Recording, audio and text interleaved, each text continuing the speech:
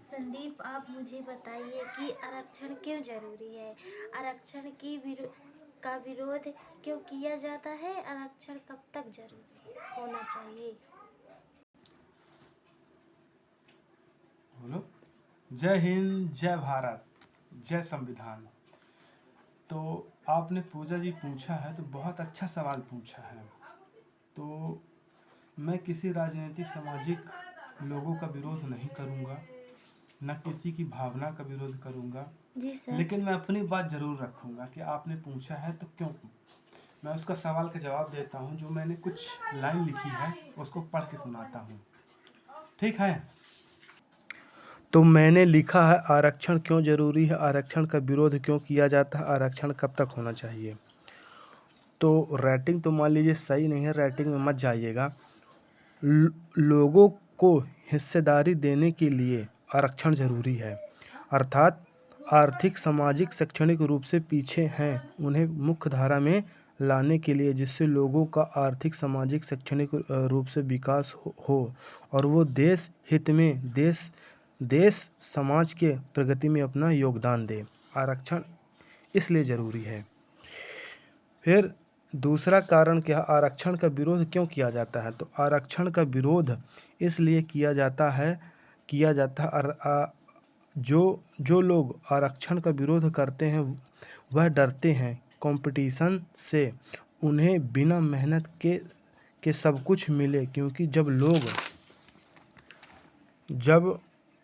लोगों की संख्या कम होगी तो कंपटीशन भी कम होगा। आरक्षण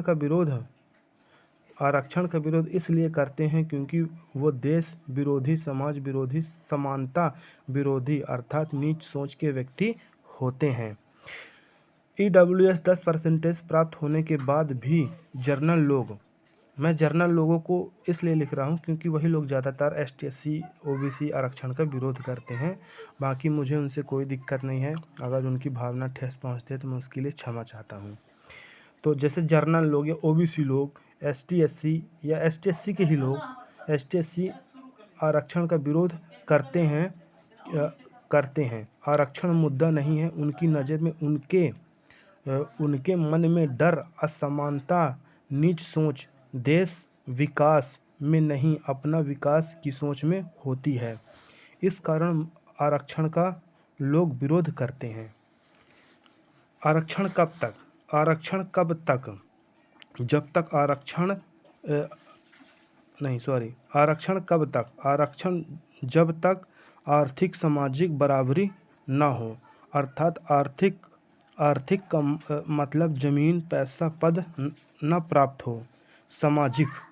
सामाजिक अर्थ तो रोटी बेटी का संबंध ना हो। जब रोटी बेटी का संबंध होगा तभी सामाजिक बराबरी आएगी।